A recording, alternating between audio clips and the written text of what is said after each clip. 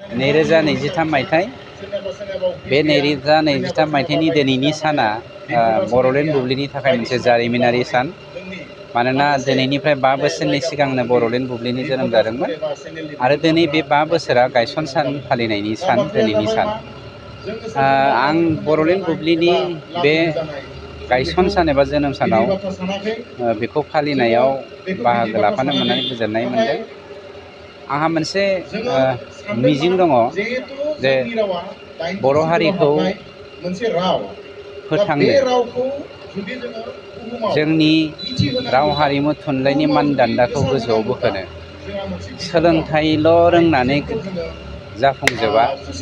जोंनि रोंनाय, जोंनि रोंगौथि आरो जोंनि जा फिथाइ, बे फिथाइखौ जोङो गुबुननि सिगाङावबो जोङो मा पजिसनाव दङ, बबे बिथाखौ दङ फोरमायना होनांगौनि जोंहा गोनांथि दङ। जायनि जाहोनाव मेडियाया आइदार बियो इलेक्ट्रनिक मिडियानो जा बा पेपार मिडियानो जा, बेफोर जोंनि थाखाय भेरि इम्परटेन्टथार।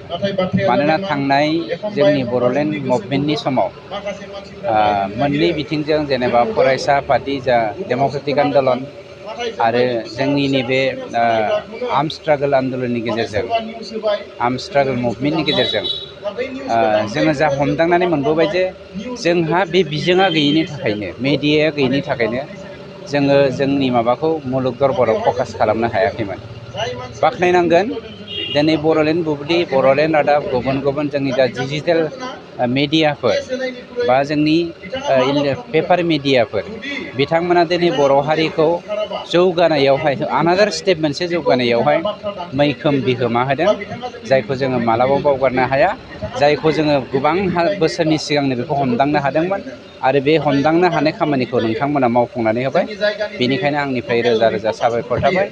इयुनाव नोंथांमोननि हेफाजाब मोननानैनो जोङो जोंनि गाज्रि मोजां गासैखौबो थुनज्लायनानै बा सायख'लायनायनि गेजेरजों हारिखौ जौगानायावहाय गाहाम खामानि मावलांनो हागोन, गाहाम बिथिं दिन्थिलांनो हागोन, बेखौ नोंथांमोननिफ्राय हास्थायबावनाय थाबाय। गाव गावनि देहाखौ गोग्गो आरो गोख्रों खालामनो गोसो गुदुं लाइमोन एबा सुबुंफोरनि थाखाय मोजां खौरां।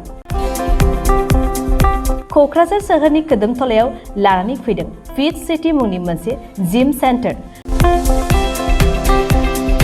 सोरांस्रि नार्जारिनि गोदानै बेखेवजानाय फिट सिटी मुंनि जिम सेन्टाराव फैनानै नोंथाङा नोंथांनि देहाखौ गोग्गो आरो गोख्रों खालामना लादो। अब्ला मानोथो गोबाव खालामखो? नोंथाङा थाबैनो फिट सिटीआव एडमिसन लाहैदो। आबुंसिनै मिन्थिनो थाखाय 7896710934 नङाब्ला 9706677961 मबाइल नम्बराव कल खालामनो हागोन।